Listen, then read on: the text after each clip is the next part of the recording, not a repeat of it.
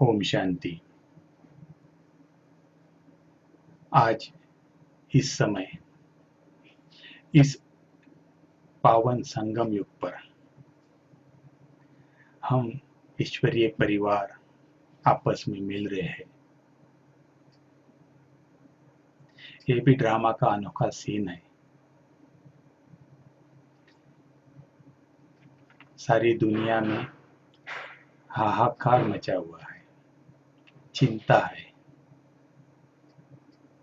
समस्या है, अनिश्चितता है, लेकिन हम भगवान के बच्चे, इस सृष्टि के नियंता निर्माता के बच्चे आपस में मिल रहे हैं, रोरियान करते हैं, आपस में बहुत ही प्यार से निसंकल्प होके बात कर रहे हैं। है ना ड्रामा का वंडरफुल सीन।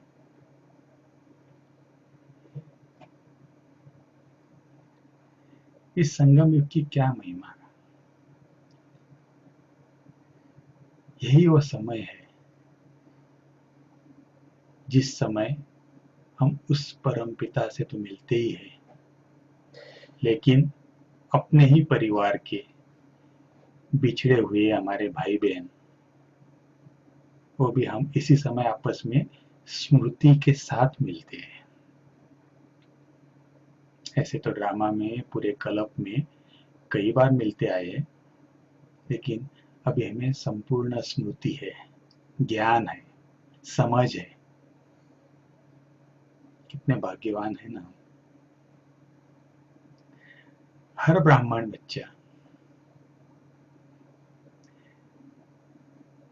अपना ब्राह्मण जीवन बहुत ही मौज से बिता रहा है। ईश्वरीय जीवन है ही मौजों का जीवन, है ना। आप सभी भी मानते होंगे। देखो एक एक पल कितना एंजॉय कर सकते हैं।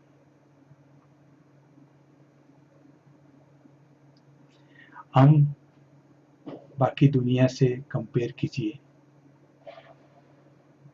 उनका समय कैसे बीतता है, हमारा समय कैसे बीतता है। उनको एक एक दिन काटना मुश्किल हो जाता है, और हम ईश्वरीय संतान को दिन कब निकल जाते पता भी नहीं चलता। तो है मौजों का जीवन। वैसे देखा जाए तो हर ब्राह्मण आत्मा, ब्रह्मा कुमार, ब्रह्मा कुमारी, हर एक का जीवन कई सारे अनुभवों से भरा हुआ है।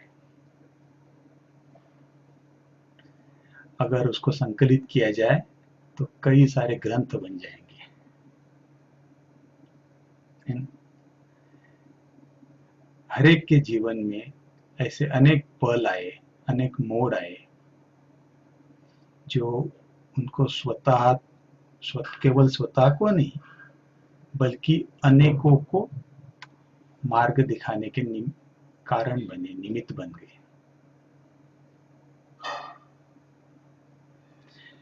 मैं आत्मा खुद को बहुत भाग्यशाली मानता हूँ कि बचपन से ही इस ईश्वरीय प्यार का बहुत अनुभव आया और अनुभव किया भी। जब मैं 3 साल का था, उसी समय मम्मी पापा को ये ईश्वरीय ज्ञान मिला।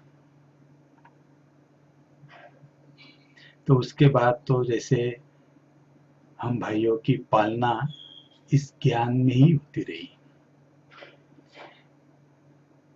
लौकिक पढ़ाई के साथ साथ, लौकिक समझ के साथ साथ अलौकिक पढ़ाई, अलौकिक समझ, ईश्वरीय स्नेह क्या होता है, ईश्वरीय मर्यादाएं क्या होती है, ईश्वरीय शिक्षाएं क्या होती है, वो भी बचपन से ही सीखते आए।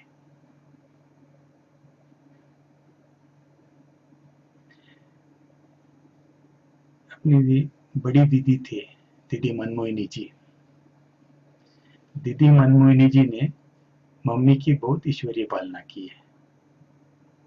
तो ऐसे महान आत्मा का सानिध्य और वरद हस्त भी हमें प्राप्त हुआ, तो ये भी भाग्य की बात समझते हैं। वो कहते हैं ना, किसी का जीवन केवल दुआओं से चलता है, तो मुझे तो लगता है कि मेरा जीवन केवल दुआओं से चल रहा है। ओ परम पिता, ओ सर्वशक्तिवान पिता, निमित्त आत्माओं द्वारा हमारी पालना करते आ रहे हैं। मुझे याद आता है, जब हम छोटे थे तो मम्मी पापा तन मन धन सब यज्ञ में सफल करते थे।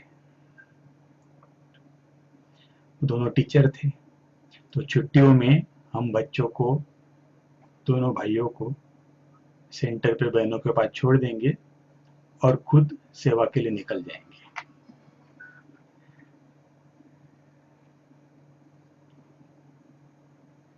वो तो सेवा का भाग्य जमा करते थे, धन से भी बहुत सेवा करेंगे यज्ञ में।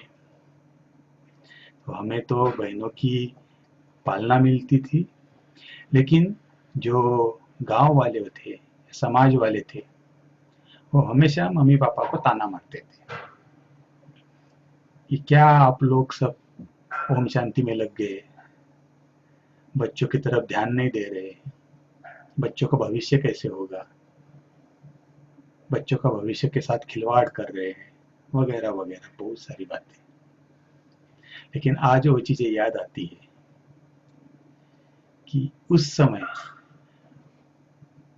उन्होंने जो इस अविनाशी बैंक में अपना तन मन धन जमा किया, सफल किया, उसी का रिटर्न अभी मिल रहा है। छोटा भाई भी डॉक्टर है, वो भी बाबा का पक्का ब्रह्मा कुमार है, और हम मधुबन में हैं। पिछले 27 सालों से मधुबन में समर्पित रूप से सेवाएं दे रहे हैं। कहने का भाव, इस यज्ञ में जितना भी कना दाना हम जमा करते हैं, तो हमारे लिए ही, हमारे जीवन के लिए ही काम आता है। उसके कई गुना ज्यादा भगवान हमें रिटर्न में देता है। तो जब छोटे थे, तो एक बार मुझे याद आता है, हम लोग बच्चों के प्रोग्राम में आए थे मधुबन में। मैं 8-9 साल का होगा, तो उस समय बच्चों के प्रोग्राम में आए थे। तो उस समय तो दादी दादी प्रकाश मणि, वीर भाई जी, ये पर्सनली बच्चों से बहुत मिलते थे और प्यार देते थे। मुझे याद है, उस समय दादी जी ने सभी बच्चों से कैमरे के सामने रिकॉर्ड करवाया था कि आप आपके जीवन का लक्ष्य और जो आदर्श व्यक्तित्व है उसको बताओ। तो मेरे तो जीवन के वैसे लौकिक में भी दो आदर्श हमेशा से रहे हैं, एक तो स्वामी विवेकानंद जी और डॉक्टर एपीजे अब्दुल कलाम। तो उस समय स्वामी विवेकानंद जी का बहुत कुछ पढ़ के आया था, तो मैंने कहा कि मुझे स्वामी जी बहुत पसंद आते हैं, और क्या बनना चाहता है इसे कहा। तो उस समय जस्ट मेरे बुद्धि में विचार भी आया, और हमेशा ऐसे ख्याल चलते थे, बाद में भी काफी दिन तक चले। मैंने कहा मैं एक अच्छा व्यक्ति बनना चाहता हूँ, जो मेरे व्यक्तित्व से मेरी पहचान बने। तो दादी जी ने उस समय सभी बच्चों से कहा था कि आप लोगों ने अपने अपने आदर्श व्यक्तित्व बताए, लेकिन दादी पूछती है कि आपको वो आदर्श व्यक्तित्व में से वो व्यक्ति पसंद आ रहा है या उसके कर्म पसंद आ रहे हैं। नेचुरली उनके कर्मों के द्वारा ही वो व्यक्ति महान बना। पहली शिक्षा मुझे उस समय मिली कि अपने कर्मों के द्वारा ही हम अपने व्यक्तित्व का निर्माण कर सकते हैं। फिर बार बार ख्याल चलता था कि चलो हम कॉलेज पढ़ रहे हैं, अच्छे स्टूडेंट भी थे, बहुत सारे एम्बिशंस भी थे। BARC जो है बाबा एटॉमिक रिसर्च सेंटर, उसमें भी हमने एप्लीकेशन दिया हुआ था। लेकिन हमेशा एक विचार आता था कि कितना भी पढ़ लूं या कुछ भी बन जाऊं, तो भी लोग ज्यादातर मुझे मेरी डिग्री से ही पहचानेंगे। लेकिन क्या करे या कैसे रहे, कैसा करियर बनावे जो लोग मुझे मेरे व्यक्तित्व से पहचाने। तो ऐसे विचारों के बीच भी मधुबन में सेवा में आने का चांस मिला। तो जब सेवा में आए तो सेवा में आके यहाँ वही नोट करता था कि हमारे जो मधुबन निवासी है या इवन हमारी जो दादियाँ है, हमारे जो बड़े भाई है, उनकी जीवन कैसे है। तो मैंने पाया कि इस ज्ञान मार्ग में हर एक व्यक्ति अपने श्रेष्ठ कर्मों के द्वारा ही पहचाना जाता है, या उन श्रेष्ठ कर्मों के द्वारा ही उसका पद या उसकी पहचान बनती है। तो सोचा यही तो मैं ढूंढ रहा था, और जो ढूंढ रहा था वो मिल गया, इसलिए मधुबन में रहने का विचार कर लिया। लेकिन उस समय भी थोड़ा सा मन में ऐसे डाउट चलता था, एक डबल माइंड जैसी बात थी कि क्या करे, पहले करियर कंप्लीट करे या वह फिर मधुबन में रह जाए। लेकिन उसी समय बड़ी दादी जी ने एक क्लास कराया हम लोगों का, जो नए भाई थे। तो दादी जी ने उसमें कहा कि देखो दुनिया में करोड़ों आत्माएं हैं, लेकिन उन करोड़ों में से थोड़ी सी आत्माएं ऐसी है जिन्होंने भगवान को पहचाना, और उन थोड़ी आत्माओं में भी बहुत थोड़ी है जो यहाँ मधुबन तक पहुंच पाती है, और उन बहुत थोड़ी में भी गिनती करने जितनी आत्माएं ऐसी है जिनको मधुबन में रहने का चांस मिलता है, या यूं कहो कि जिनकी सेवा की आवश्यकता भगवान को महसूस होती है, इसलिए भगवान यहाँ पहुंचाता है। तो वो चीज एकदम से स्ट्राइक हो गई दिमाग में कि अरे देखो हम कितने विशेष हैं, और भगवान ने हमें चुना है, भगवान ने चुन के यहाँ तक लाया है, और जो चीज मैं दुनिया में ढूंढ रहा था वो चीज भी यहाँ मिल रही है। तो तुरंत फिर भी एक दृढ़ निश्चय कर लिया कि नहीं, मुझे तो यही जीवन बनानी है, और उसके बाद से मधुबन में रहना शुरू कर दिया। मधुबन में भी खास करके टोली बनाने की सेवा करते हैं। कईयों ने उस समय भी कहा कि तुम तो BSc कर रहा है,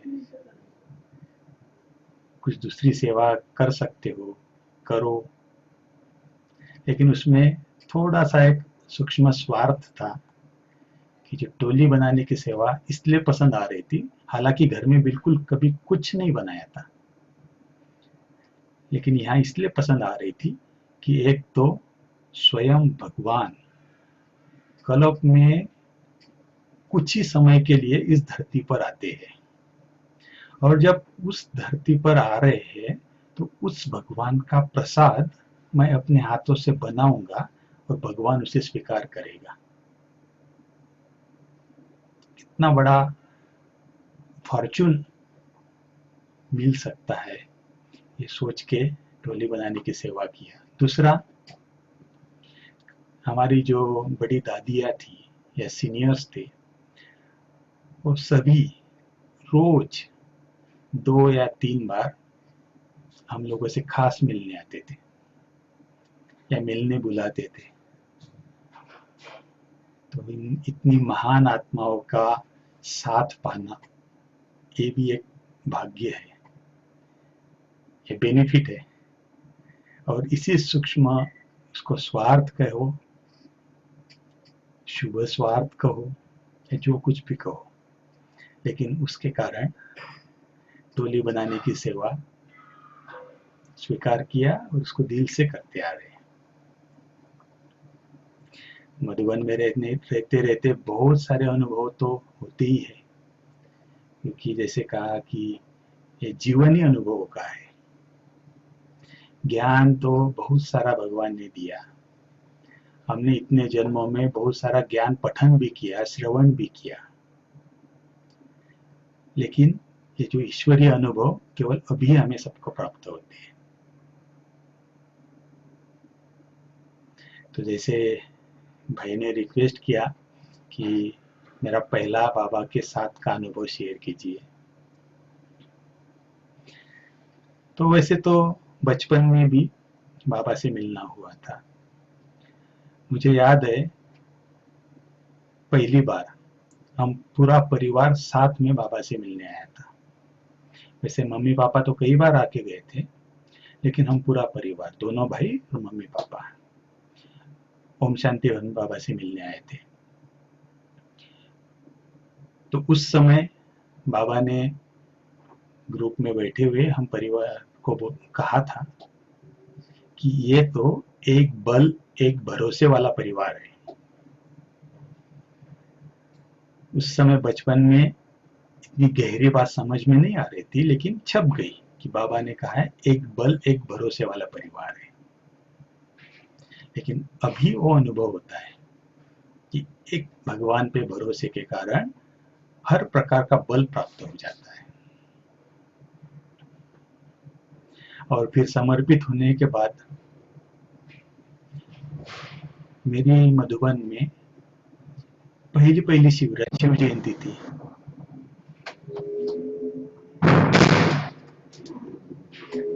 तो उस समय शिव जयंती के समय ओम शांति भवन में बाबा की पधरामणी हुई थी, और उसी समय हम लोग टोली किचन में टोली बना रहे थे नेक्स्ट डे के बाबा के झंडे के लिए, फ्लैग होस्टिंग की टोली। अंदर से बहुत कशिश हो रही थी कि देखो, मधुबन में मैं खास आया बाबा से मिलने के लिए, समर्पित हुआ, और उसी मधुबन में आने के बाद कर्मणा सेवा में लगा हूं, और वहां स्वयं परमात्मा इस धरती पर आया है। इतना नजदीक, 1 मिनट की दूरी पे भगवान आया हुआ है और मैं सेवा कर रहा हूं।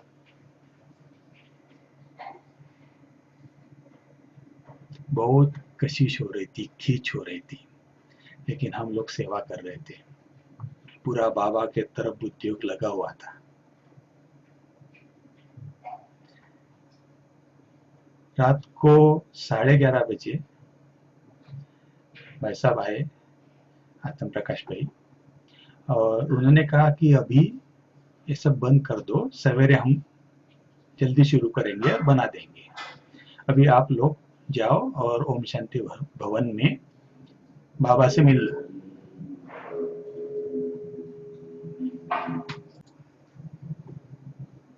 बस फिर क्या था, हमने फटाफट सारी चीजें समेट लिया, और समेट के दौड़ दौड़ के ओम शांति भवन पहुंच गए। जब वहां पहुंचे तो बुद्धि में आया हॉल तो पूरा पैक होगा, हम एकदम हॉल के पीछे गए। वहां देखा सच में हॉल पूरा पैक है, लोग खिड़की में भी बैठे हैं, बाहर गैलरी में भी खड़े हैं। फिर हम देखते देखते आगे की तरफ बढ़ते आ रहे थे कि कहीं जगह मिल जाए तो घुस जाए।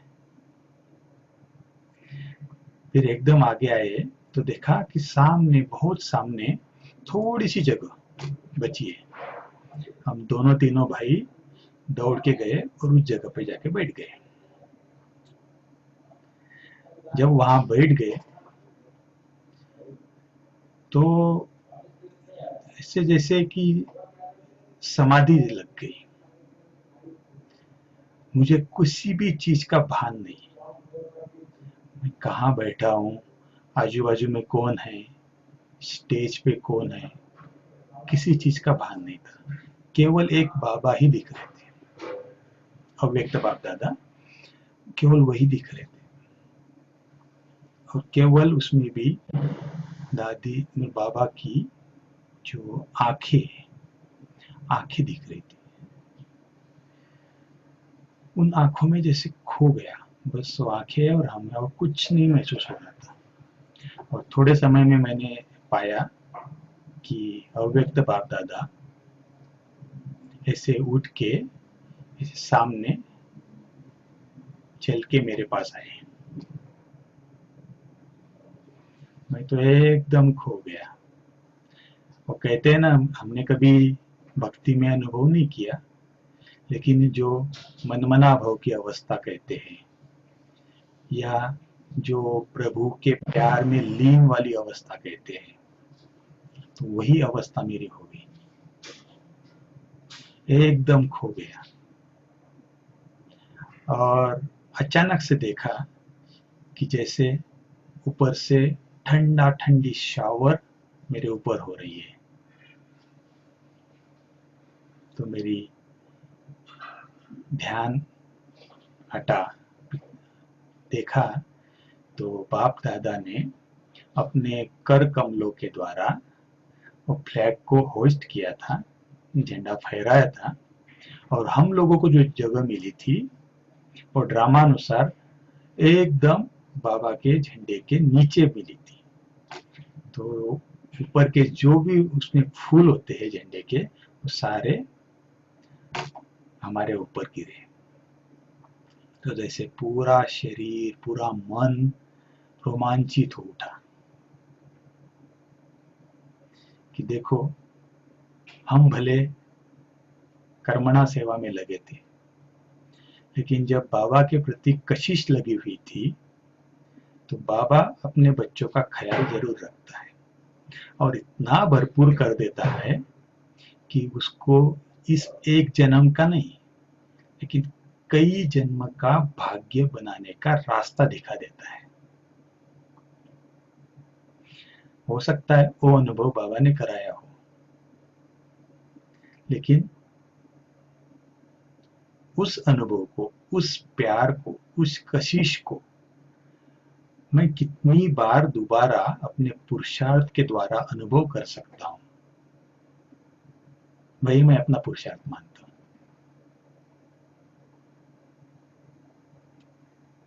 तो बाबा ऐसे बहुत सारे अनुभव हर ब्राह्मण आत्मा को अपने ब्राह्मण जीवन में कभी न कभी जरूर कराते हैं। चीजें डिफरेंट होगी, स्थान डिफरेंट होगी, सिचुएशंस डिफरेंट होगी, लेकिन अनुभव जरूर होगा परमात्मा प्यार का, परमात्मा प्यार का, परमात्मा पालना का।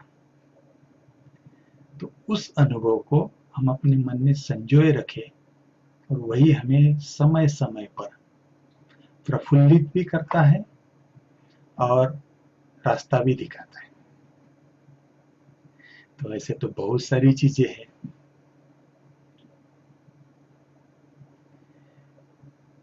देखो, कई बार हम किसी को कुछ सिखाने की कोशिश करते हैं तो उसको कई बार बुरा लग जाता है कि मुझे ऐसे कैसे सिखा सकता है, ऐसे कैसे बोल सकता है। लेकिन मैंने देखा, जो हमारे बड़े हैं, दादिया है, उनका सिखाने का तरीका भी अपना है। इनकी शिक्षा से कभी किसी को बुरा नहीं लगता है। सबको लगता है कि मेरे कल्याण के लिए ही शिक्षा मिली। एक जस्ट वो भी अनुभव आपके सामने शेयर करता हूँ।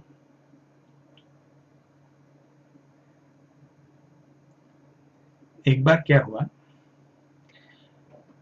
हम लोग टोली बना रहे थे। तो टोली बनाते समय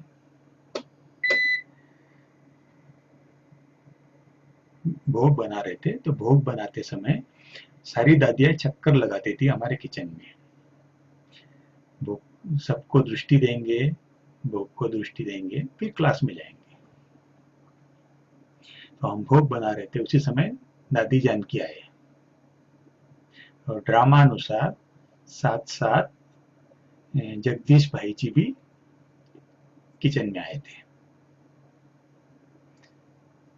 तो दोनों महारथी हमारे दोनों साइड खड़े हो गए और उसी समय दादी जानकी जगदीश भाई जी को पूछते हैं कि जगदीश भाई मुझे बताओ, ज्ञान बड़ा है या योग बड़ा है?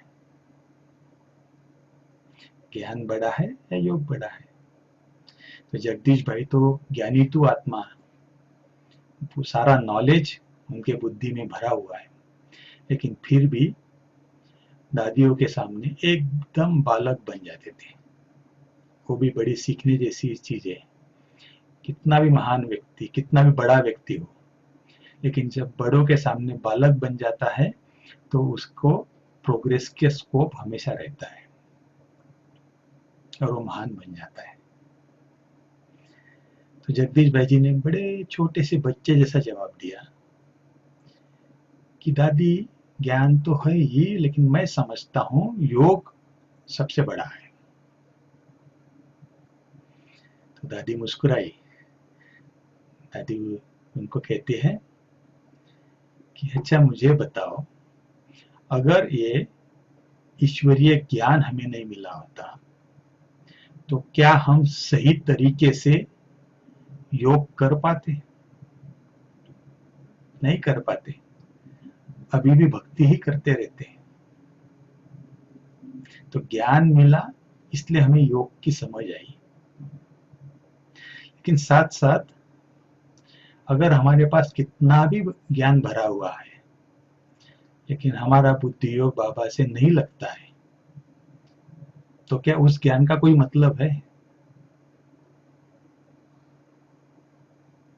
कहने का भाव, ज्ञान और योग दोनों भी एक दूसरे को पूरक है और ब्राह्मण जीवन के लिए दोनों भी अत्यावश्यक है। ये इंसिडेंट बताने का कारण क्या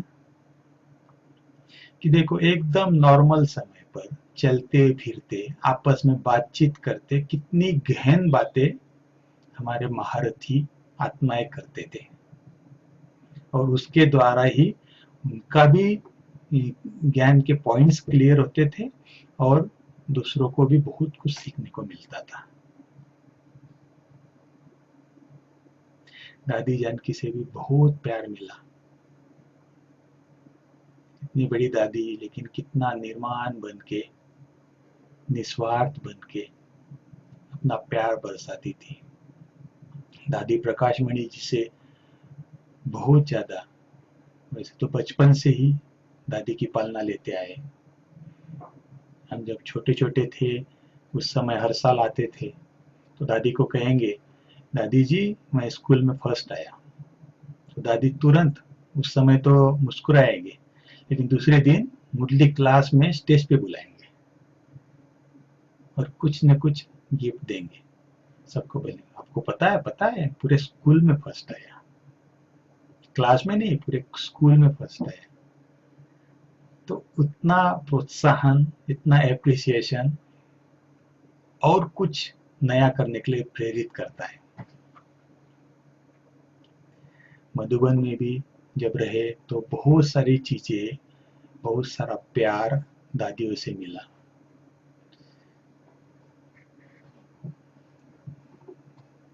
वैसे तो बहुत सारे अनुभव है, बहुत सारी चीज़ें हैं जो जब शेयर करना शुरू हो जाता है तो बहुत सारी चीज़ें अपने आप ही फ्लो में आ जाती है, आती है। लेकिन कहने का भाव, इन ब्राह्मण जीवन के अमूल्य अनुभवों को हम अगर मेमोराइज करके रखते हैं अपने स्मृति पटल पर, हमेशा उसको रिवाइज करते रहते हैं, तो उन अनुभवों के द्वारा हमारे जीवन को एक इंटरनल एनर्जी मिलती है।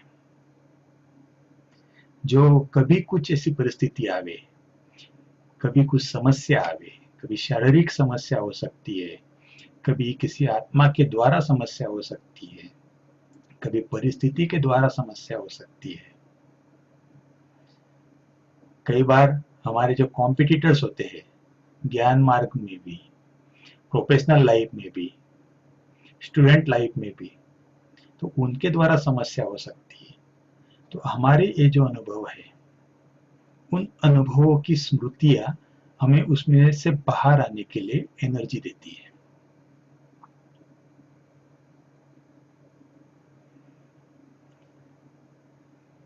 भाई जी ने कहा कि आपके जीवन का कुछ समस्या वाला अनुभव शेयर कीजिए। वैसे कहते हैं समस्या को याद तो नहीं करना चाहिए, लेकिन उसमें से जो सीख मिली है उसको जरूर याद रखना चाहिए। तो मेरे जीवन का जो टर्निंग पॉइंट बना, वो टर्निंग पॉइंट वाला जो एक्सपीरियंस है, अनुभव है, वो आपके साथ शेयर करना चाहूँगा। लगभग आज से 10-15 साल पहले अल्सरेटिव कोलाइटिस का प्रॉब्लम शुरू हुआ। अल्सरेटिव कोलाइटिस अपना जो बड़ा आंत होता है, वो बड़े आंत को प्रॉब्लम हो जाता है, कोलाइटिस हो जाता है, जिसके कारण बहुत सारा डायरिया का तकलीफ होती है और बहुत दूसरी भी प्रॉब्लम्स क्रिएट हो जाते हैं। वो प्रॉब्लम शुरू हुआ था। आप सोच नहीं सकोगे। खैर, जिनको अल्सरेटिव कोलाइटिस पता है वो उनको पता भी होगा कि मुझे कुछ पर्सनली एक दिन में 24 घंटे में 20 या 22 बार डायरिया होता था और काफी सारा ब्लड भी उसमें जाएगा, जिसके कारण जैसे शरीर एकदम गल जाता था, थक जाते थे। सेवाएं तो बहुत थी, तो सेवाओं में भी इतना मन नहीं लगता था, करते थे लेकिन मन इतना नहीं लग रहा था। बाबा की याद करने बैठो तो भी बार बार वही विचार बुद्धि में आते थे, क्योंकि कहीं भी बाहर जाने के लिए डर लगेगा, शर्म महसूस होगी, अलग अलग प्रकार के विचार मन में आएंगे, तो जैसे हताश जैसी चीजें हो जाती है। बाबा के कमरे में जाएंगे, झोपड़ी में जाएंगे, शांति स्तंभ पर जाएंगे, थोड़ा अच्छा लगेगा, लेकिन फिर भी जितना हम एफर्ट करना चाहते नहीं कर पाते, वो एक आत्मग्लानि अंदर से रहती थी। ऊपर से कई प्रकार की आत्माएं तो संगठन में होती है, तो तरह तरह की बातें भी करते थे कि इसकी तो तबीयत ठीक नहीं रहती है, ये तो कर नहीं पाता है, फलाना फलाना। तो एक दिन किसी ने कह दिया कि भाई आपसे अगर तबीयत ठीक नहीं रहती है तो आप अपने जीवन के लिए सोच लीजिए। तो एकदम से इसे शॉक लग गया कि अरे, मैंने अपना जीवन तो भगवान को दे दिया, तो भगवान को उसकी परवाह है, कोई कैसे मेरे जीवन का डिसीजन कर सकता है, या मैं खुद भी अपने जीवन का डिसीजन कैसे कर सकता हूँ जब मैंने अपना जीवन भगवान को दे दिया। तो एकदम से अंदर से जैसे रुदन आ जाता है, वैसे हो गया। मैं बाबा की झोपड़ी में गया, बाबा के सामने बैठा, बाबा से बहुत सारी बातें की कि तुमने कहा है इसलिए जीवन का ये जीवन मैंने चुना है। अभी इस शरीर से, इस मोटर से आपको ही सेवा लेनी है। तो ऐसे ही मन की अवस्था में एकदम अकेला बैठा हुआ था, तो अचानक दादी रतन मोहिनी जी को अंदर से विचार आया, अचानक विचार आया। उनको किसी ने ना कहा, ना मैंने कभी अपनी बातें शेयर की थी, लेकिन उनको अंदर से विचार आया कि जीतू से मिला जाए। उन्होंने किसी एक भाई को भेजा कि जाओ जीतू भाई को बुला के लाओ। तो मैं एकदम उदास बैठा हुआ था, तो उसी समय वो भाई आया मेरे पास, बोला दादी ने बुलाया है। तो मैं गया उनके साथ में। जैसे गए तो इतनी बड़ी दादी, लेकिन उन्होंने जैसे मुझे देखा तुरंत अपने पास ले लिया और एकदम माँ जैसा एकदम सिर पे हाथ रख दिया। दादी कहती है कि अरे आप तो आधार मूर्त आत्मा हो, आप कईयों के जीवन को प्रेरित करने वाली सेवा करने वाले हो, आप ऐसे उदास क्यों हो, आप निश्चिंत रहो। ड्रामा बड़ा कल्याणकारी है और ड्रामा में आपके लिए बहुत बड़ी सेवाएं लिखी हुई है। मैंने कहा दादी आपको किसी ने कुछ कहा? बोला नहीं, क्या हुआ है, मुझे तो कुछ नहीं कहा किसी ने, ना मुझे कुछ सुनना भी है ना कुछ जानना है, बस तुम निश्चिंत रहो। बस वो पल जैसे मेरे जीवन का एक टर्निंग पॉइंट हो गया। उस पल ने मेरे जीवन की डायरेक्शन ही चेंज कर दी, क्योंकि तब तक मैं सेवा करता था, लेकिन कर्मणा सेवा बहुत ज्यादा होती थी।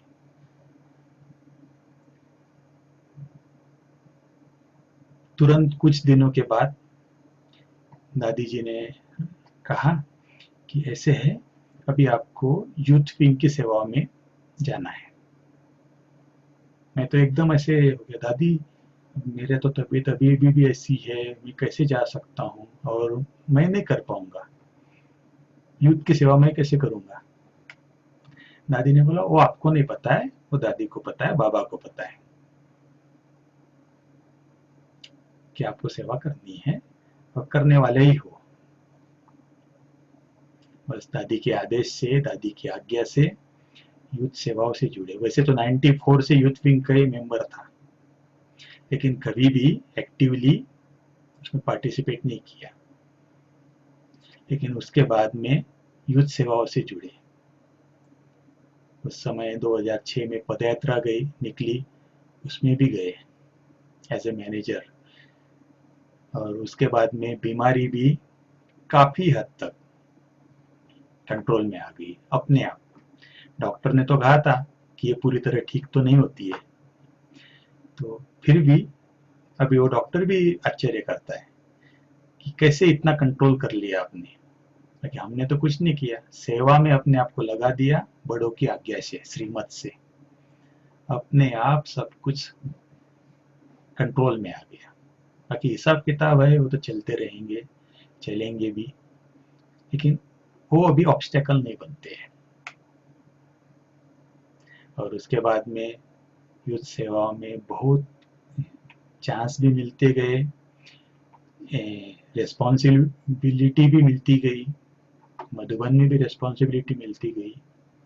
तो इसी दुआओं से और बड़ों के विश्वास से ये ब्राह्मण जीवन फलीभूत हो रहा है। कहने का भाव, ब्राह्मण जीवन के जो अनुभव होते हैं, हर अनुभव का एंडिंग सुखद ही होता है। इसलिए उस एक्सपीरियंस को, उस पल को जो अंदर की अतीन्द्रिय सुख की अनुभूति कराता है, उस पल को कभी मिस नहीं होने देना चाहिए। अंत में मैं अब मेरे जीवन का जो सार है, मैंने जो सीखा मेरे जीवन से, इन अनुभवों से, वो 3 चीजें मैंने सीखी जो अपनी बुद्धि में गांठ बांध के रखी है। Choose, choice and change. सही समय पर सही चीज चूज करना अगर हमें आ जाए, श्रीमत प्रमाण, और बाकी टचिंग तो होती है, लेकिन हम उसमें मनमत मिक्स करके उस टचिंग को व्यर्थ कर देते हैं। तो श्रीमत प्रमाण, हम उसको सही समय पर सही चीज चूज करते हैं, तो हमें भगवान के कार्य में बहुत सारे चांस मिलते हैं जो हमें चांसलर बना देते हैं, और वही हमारे जीवन में चेंज लेके आते हैं, परिवर्तन लेके आते हैं। तो ऐसे बहुत सारे अनुभवों के साथ आप सब भी संपन्न होंगे। आप हर कोई एक दूसरे के साथ अपने अमूल्य अनुभव शेयर जरूर कीजिए। बहुत मजा भी आता है और शिक्षा भी मिलती है। ठीक है, आप सबने इतना ध्यान से सुना, और खास करके वृंदाबेन जी ने हमें कुछ कहने का चांस दिया, अपनी बातें शेयर करने का चांस दिया। तो बहन जी को भी बहुत बहुत थैंक्स, उस परम पिता बाबा को भी थैंक्स, जो इस ऐसा जीवन इस कल्याणकारी संगम युग पर हम बच्चों को दिया है। और आप सबका भी बहुत बहुत थैंक्स। ओम शांति, धन्यवाद।